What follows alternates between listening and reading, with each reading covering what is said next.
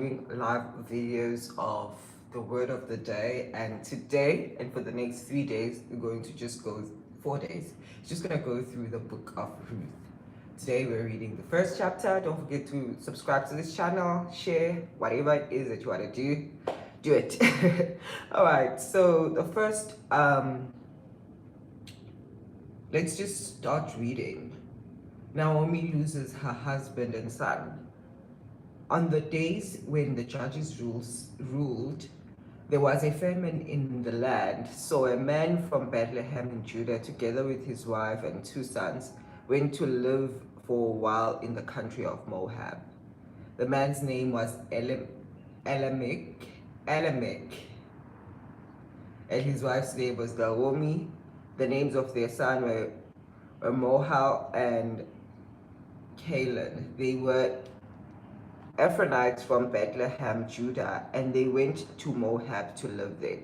When Elimelech, Naomi's husband, died, she was left with her 2 sons. They were married to Moabite women, one named Oprah and the other named Ruth. After they had lived there for about 10 years, both Mohan and Caleb also died, and Naomi was left with herself without her 2 sons and her husband. When Naomi heard that in Moab that the Lord had came to aid for his people and provided food for them, she and her daughters-in-law prepared to return home from there. And with her 2 daughters-in-law, she left the place where she had been living and set out on the road that would take them back to the land of Judah. Then Naomi said to her 2 daughters-in-law, "Go back, each of you, to your mother's home. May the Lord show you kindness, and as you have shown kindness to your dead husbands and to me. May the Lord grant that each of you will find rest in the home of another husband." See what Naomi did here. She felt herself no longer worthy of having daughters-in-law, and she was like, you guys can just go, I'll be fine. Ask yourself, how many times have you done that? Like, where you feel like the situation is just dire, I must just continue on this on my own. That's what Naomi was starting to do. Then she kissed them goodbye and then wept aloud. See how she didn't actually want she didn't want to let them go, but she just accepted that her situation was just that. She just accepted that her situation was, I'm just letting go of these people, but she didn't want to. And she said, we will go back with you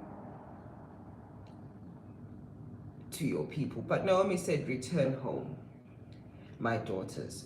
Why would you come with me? Am I going to have any more sons who could become your husbands? Return home, my daughters. I'm too old to have another husband. Even if I thought there was still hope for me. Even if I had a husband tonight, then gave birth to sons, would you wait until they grew up? Would you remain unmarried for them? No, my daughters, it is more bitter for me than for you, because the Lord's hand has turned against me. I'm reading this and I'm looking at a person who sees all the possible scenarios and says, no, actually, this is what should happen because this is a scenario. If I actually find a husband now, I'm going to not have a child.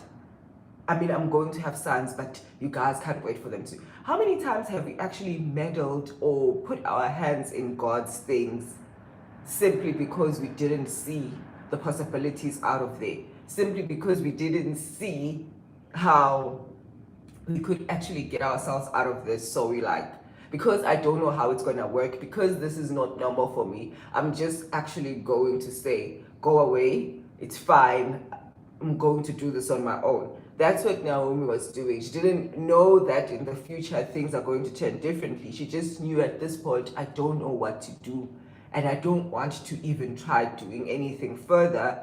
I'm just going to say I'm no longer worthy of this life. And I've seen it, even in myself, I've seen myself giving up on certain situations, and I've even seen people give up on situations that we are in together because they just don't see the light on the other side of the tunnel. And that's what Naomi was doing here, because she felt that the Lord has turned against her because she just didn't understand what to do. It is at this they wept aloud again. Then Orpah kissed her mother-in-law goodbye, but Ruth clung to her. Look, said Naomi, your daughter-in-law, your sister-in-law is going back to her people and her gods. Go back with her. But Ruth replied, don't argue with me to leave you or turn my back from you. Where you go, I'll go. Where you stay, I'll stay. Your people will be my people, and your God, my God. Where you die, I will die, and there I will be buried. May the Lord deal with me, and be it ever so severely, even death separates you and me. When Naomi realized that Ruth was determined to go with her, she stopped arguing, urging her. Sometimes there's nothing wrong with people leaving. I need you to also get that. There's nothing wrong with people leaving, with people saying, you know what, like Oprah did, like, okay, I hear you, I understand, and I accept the story that you are telling me that you don't want this thing to go on. But there's gonna be at least one or two people that's gonna say, me, nah, I will stand with you. And accept those people, stop fighting those people, stop trying to make them see sense in whatever thing that you think is making sense. Stop doing that and just allow them to do. So then after that, after she had stopped arguing, both the two women went on until they came to Bethlehem. When they arrived at Bethlehem, the whole town was stirred because of them. And the women acclaimed, can this be Naomi? And Naomi replied, again, still looking at her impossibilities, do not call me Naomi, she told them. Call me Mara, because the Almighty has made my life very bitter. I went away full, but the Lord brought me back empty. Why call me Naomi? The Lord has afflicted me.